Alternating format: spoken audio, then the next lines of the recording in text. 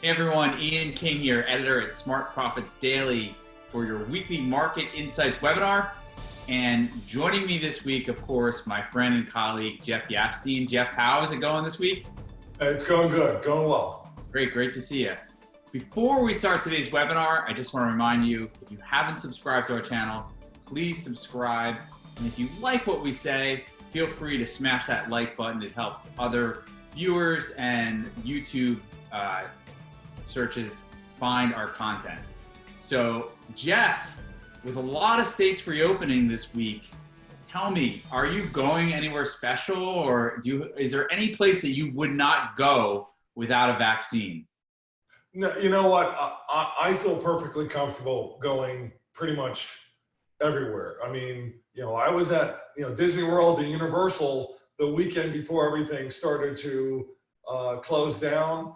If I had some sort of underlying, more serious health issue, I would have a different opinion, obviously.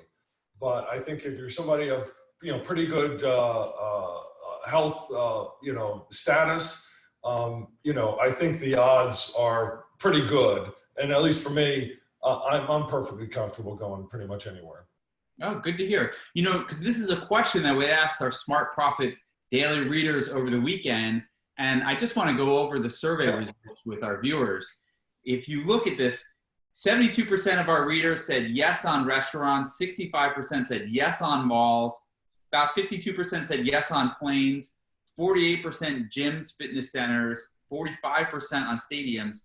Cruise ships, though, did not do as well. Only 26% of our readers said that they would be willing to take a cruise in the near future.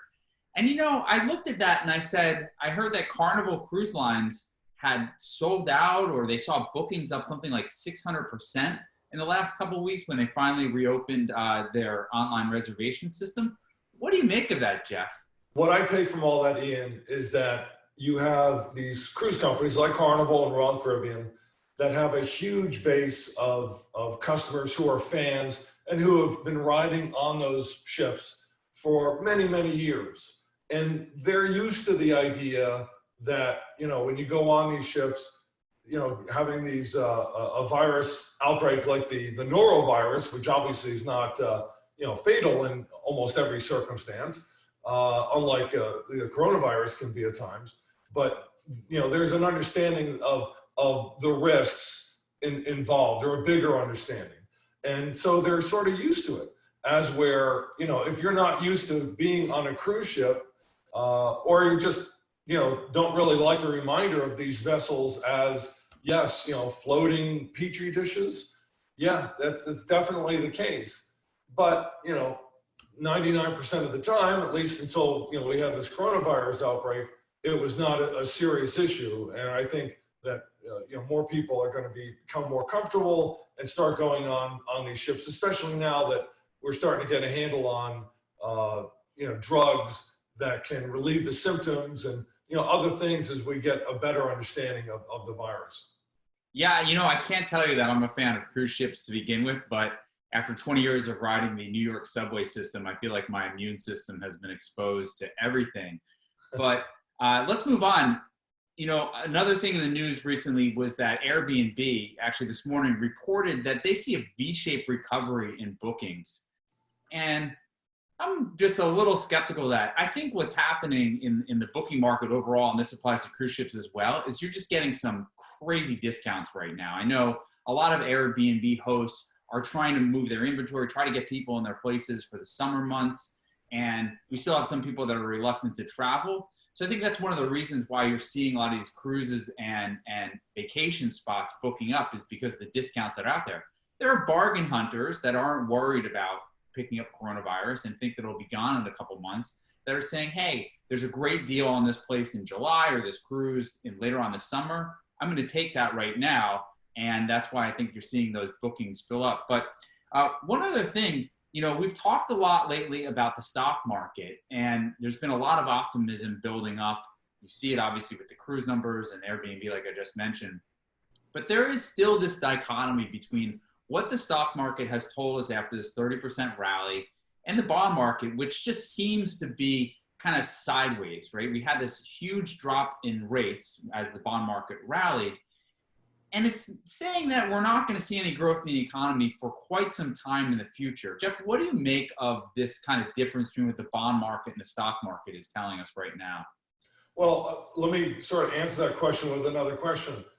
Should it really be a surprise the way the bond market is acting when you have a powerful entity like the Federal Reserve out there basically saying, we will buy whatever it takes, we will do whatever we need to in terms of liquidity, to keep money flowing and to keep rates, as low as possible for as long as we have to, until, presuming we're going to get inflation of some kind, whether it's monetary inflation, with a loaf of bread costing, $10, or some other kind of inflation, we're going to get inflation. I mean, I think that's what the Fed seems to be betting on. So is it any wonder that rates are, what's the term, moribund in the bond market? Because the Fed is just, sitting there with its thumb on the scale. That's the way I envision it anyway. Yeah, I think that's a good way to look at it. And in terms of a loaf of bread, I don't know if you shop at Whole Foods, but I think it already costs about $10 at certain grocery. My wife does all the shopping, so. Oh, okay, fair enough. You would be a terrible contestant on The Price is Right then. But yeah, the 2-year note, I want to just show this to viewers right now, has dropped from about 2% a year ago and is now just sitting at 15 basis points. And the way you can think about the 2-year note is where Fed funds rates are going to be 2 years from now. So a year ago, we expected that Fed fund rates, which are the current rates, would be at 2%, right? So you'd have a little bit of growth, more inflation. But right now, the 2-year note is telling us that 2 years from now, rates are essentially going to be at 0. And I agree with you. I think the reason this is happening is because the Fed is just going to keep rates at 0% for as long as possible. And that means, we might, I don't know, we could go into a 5-year period where credit is just so cheap because the Fed is trying to drive demand in the economy. This also can change. I mean, bond investors don't always get it right. Last year, they thought that the 2-year note or inflation 2 years from now would be around 2%. Now they're at 0%. So anyone who was a seller of bonds, 2-year bonds back then, got it wrong. So. Sure. And the fact is, there's a handful of hedge fund investors, and you and I have talked about this sort of thing in the past as well, in that maybe, just maybe, we're looking at, the bottom in interest rates here, and that rates are going to go higher if at some point bond investors decide, you know what, we're tired of being the chumps for the Fed. We're not just going to buy anything they give us, in the secondary market. And they're going to start demanding higher rates, anticipating somewhere down the road, if you're going to have fewer oil producers out there because oil prices are so low, at some point you're going to get higher energy prices, for as long as we have an oil-based, energy market anyway. So, you can see where the pieces could fall into place for a change in overall trend from sort of deflation like we've seen over, broadly speaking, over the last 30, 40 years, to something where, your children and mine may look back at a moment like this and say, yeah, that was when the world changed from deflation and lower rates to, higher rates somewhere down the road. Yeah, it always happens, it seems like, when people least expect it, right? I mean, you can think back to the 80s when everyone thought inflation was going to be so prevalent forever and interest rates were in the teens. And then they just started this long trajectory downwards. And I think the low in the US 10-year was something like 36 basis points in March. It's crazy if you ever thought, during the 80s when you had inflation and high interest rates that it would be down there. But one other thing I want to talk about is that I want to share this chart from a research piece that Goldman Sachs put out last week. And it talks about the fact that in the second quarter, there's been so much government stimulus, whether it be the Paycheck Protection Program or the stimulus checks or the increase in unemployment insurance, that it may have offset the loss to labor income. So if you think about the 30 million or 33 million people who have applied for unemployment insurance in the last week or last month, with the government money that's coming their way, we might have actually seen a boost in incomes in the second quarter. And to me, this just sounds crazy. And it's also a story that not many people have been talking about, that people are making more money right now sitting at home than they were at their previous job. What do you make of this? And how is this going to play out in the labor market when these stimulus checks kind of end and we need to start rehiring people? Yeah, one, I think that is definitely the case where the stimulus has outweighed just overall impacts of payrolls. My wife, I told you, she does the shopping because she has a better eye for prices than I do. And, when she went out this past weekend, Mother's Day weekend, at some of the, these Target and Walmarts around us, it was like people were shopping like there was no tomorrow. And they weren't just buying toilet paper, and they were buying lots of, the nicer sorts of things you might buy in those kinds of stores. So to me, that is at least anecdotally an indicator that somebody's got money out there, and they seem to be confident enough in the future that they're willing to spend it on things other than absolute, bare essentials.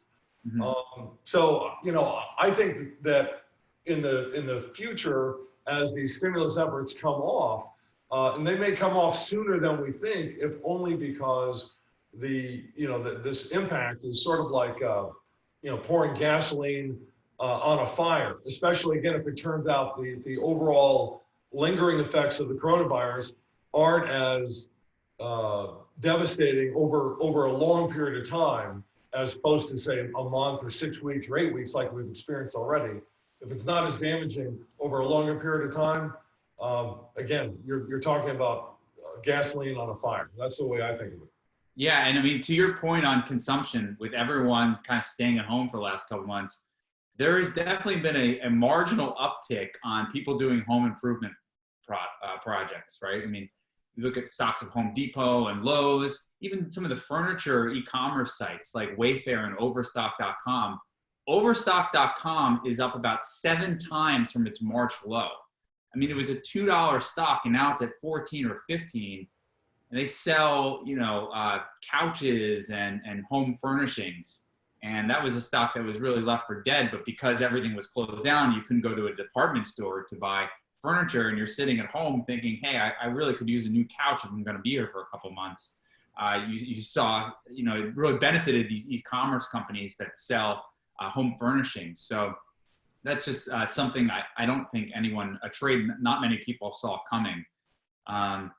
Well, absolutely. And if I could just interject real briefly, I mean, I know for a lot of the stores, and including one chain that I have in my newsletter portfolio, a home improvement group, not Home Depot, not Lowe's, but they sold a ton of material just off the curbside, through the internet, or you pull up to the store and say, you tell them exactly what you want to go in and get it. They just load it in the back and away you go. And a lot of the professional installers that use this company have even said, like, we want you to keep it even after the coronavirus stuff ends, because it just makes things that much more productive. So you're seeing these big chains in some ways soaking up demand from, mom and pop stores and smaller chains that either, weren't as quick to react or just were unable to react for those internal business reasons. Yeah. So, they're picking it up as this situation goes along. I'm sorry, Ian, go ahead. No, but I agree with you. And to your point, I'm going to say something that's a little controversial right now. I think that this lockdown and the stay at home has been negative for Amazon. And here's why. If you look at Target, or you look at groceries like you can order on Instacart, Target now has the technology where I can go on the app, I can choose the things that I want to buy. And instead of waiting 2 days from Amazon, or I can do this at Walmart too, I pull into the parking lot, my phone geolocates that I'm in the parking lot, I pull into the specified parking spot, and someone comes out with my groceries, loads them in the trunk. Now, Amazon is great if you don't need something for 2 days later, but if you need something in the next half hour, you can do this now at Target, and you don't even have to go in the store, you can just order on the app, pick it up. And I think that because the stay-at-home crisis has accelerated this type of technology, more people are using it, it's actually a net negative from Amazon, because you're going to have more people who buy things from Walmart and Target that they can get same day, where they don't have to wait 2 days to get it from Amazon Prime. So that's kind of a contrarian take right now, because everyone thinks that, you know, Amazon has really benefited from this, but it has also allowed these kind of old school retailers to accelerate the technology they use to help people, you know, consume things and get things faster than they previously could. So, oh, and Ian, I know you're a huge fan of Amazon. You're a big user of Amazon. So, you know, you're just making this observation based on, you know, as an investor, as a business person. And I think it's fascinating, because what that also says is that this situation with the virus the past 2 months has in many ways exposed lots of people to, like, Walmart's website, Target's website, and these other, you know, non-Amazon retailers, you know, that have their act together. And some of them are going to stay and continue to shop off those platforms, and perhaps not go back to buying things, or at least there's not as much as they might have exclusively on Amazon, like they did before the virus. Let me put it that way. yeah, I agree with you. Although I feel like Amazon benefits if I keep my Prime membership, which I will, and I buy less, because for $99 or $119 a year, I have, you know, there's so many boxes they're delivering me. I feel like my membership has paid, you know, 3 times the cost. The boxes are 3 times the cost of what my membership is, by getting 3 or 4 shipments a week from Amazon. But let's not talk about Ian's consumption habits too much. Let's leave it there. I want to thank all our viewers for joining us.